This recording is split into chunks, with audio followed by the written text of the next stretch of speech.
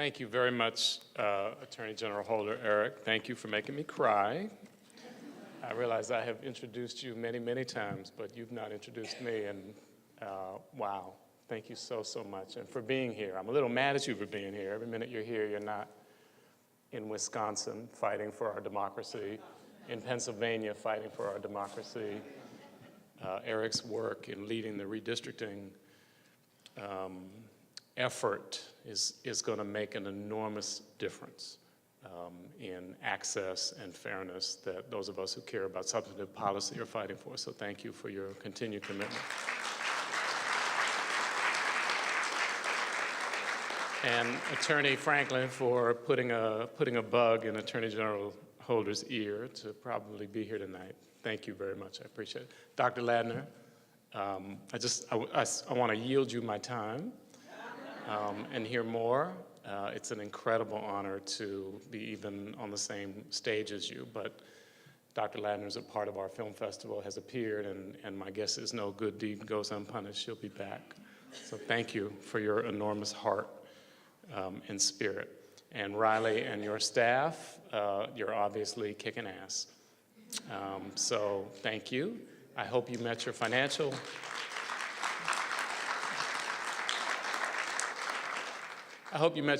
goals tonight. If not, Mr. Rosenberg and I are happy to do what we do in church, which is pass the hat and get you to your goal. But thank you for your fight on behalf of the people of Mississippi and the nation.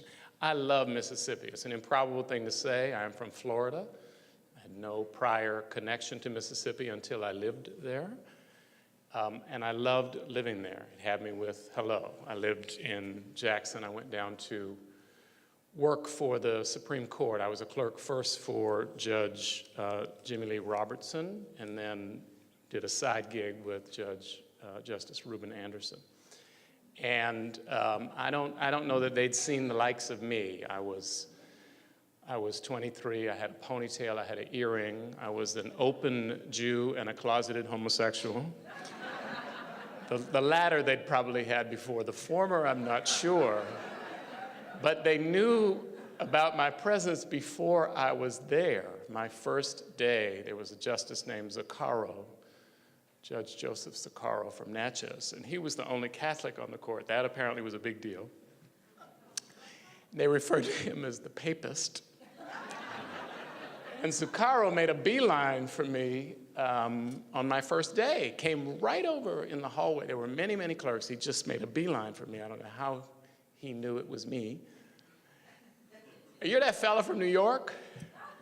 No, I'm from Miami, but I know what you mean.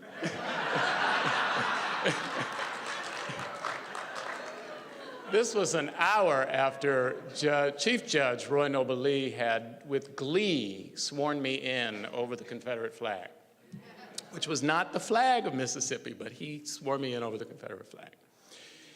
Zuccaro, with whom I had no conversation prior to this moment, grabbed my tie, which was a bright green, which I regret. Raben, I'm a little surprised at your sartorial choice. Haven't your people been in dry goods for millennia?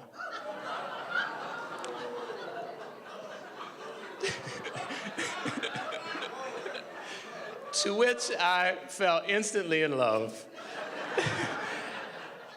with Judge Zuccaro. I lived in Belhaven. I lived behind the Church's Fried Chicken.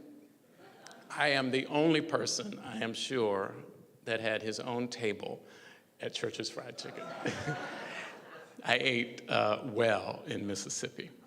I came back 5 years later under sad but important circumstances. I was then the counsel, the Democratic counsel to the House Judiciary Committee, and there was some increasing abuse going on at a place called Sister Camp, Sister Spirit.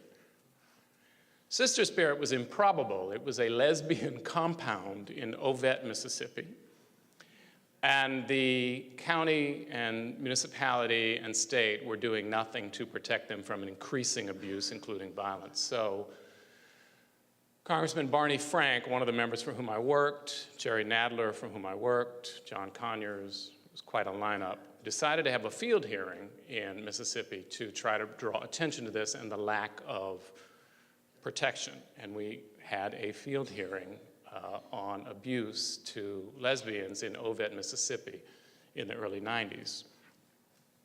There were protesters chanting throughout the hearing, "Sodomy sucks.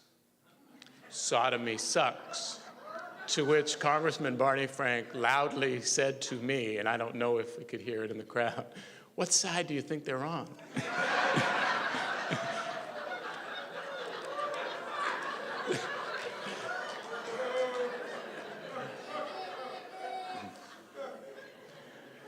I hope that was okay for your children. The entire Galloway family is here.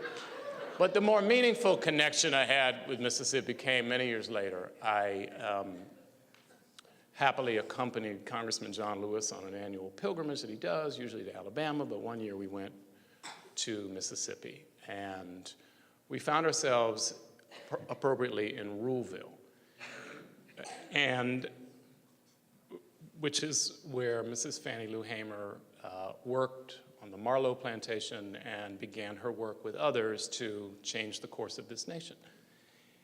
And I was struck at the conversations we were having there and a little vigil we had. There's a memorial, many of you have probably been to it, to Mrs. Hamer. It's a bronze-ish statue of her, and it's dignified, and it's beautiful, and it's under a cupola or next to a cupola.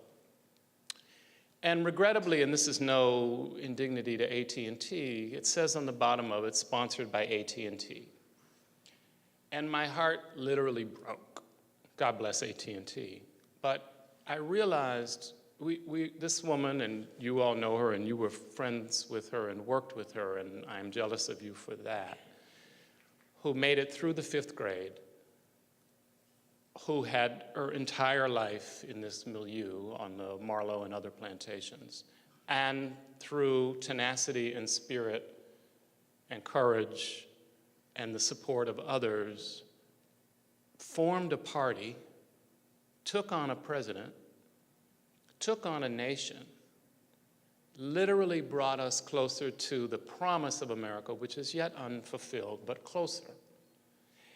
And nowhere in this nation is a bridge, is a tunnel, is an airport, nothing. There is this bronze statue and people's memories. And that is an injustice, and it is an indignity. I came back and with some friends decided to start a platform, which we now call the March on Washington Film Festival, which is meant to do our part to remedy this. Our history is consciously mistold. This is not an accident. Children are not taught our history for very distinct reasons. And so we provide what is a growing year-round platform for people to tell the truth, first-person narrative, second-person narrative, through film and art and scholarship.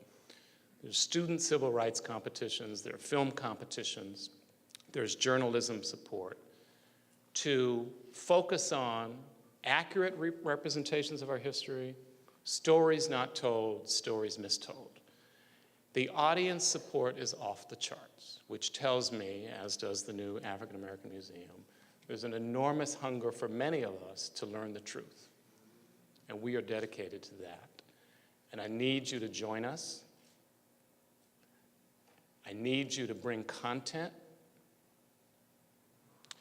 I'll stop with the following, although there are many, many examples of what I'm about to say. In doing this festival, we learned, and Eric knows this because he appeared with her at least once, there was a 5th little girl in that basement at the 16th Street Baptist Church. And her name was Sarah Collins, and now it's Sarah Collins Rudolph. Her sister, Addie Mae Collins, died. And she was partially blinded but did not die. She was 9. And she lives today in Birmingham. She is or under-recognized. There is no apology.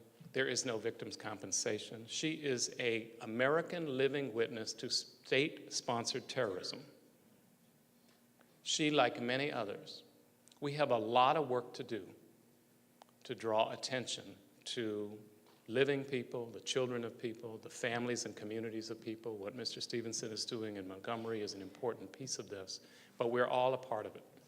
I thank you for honoring the work that we're trying to do. I thank you for your support of this important organization. I challenge you, whatever you're doing, do just a little bit more. Thank you all very much.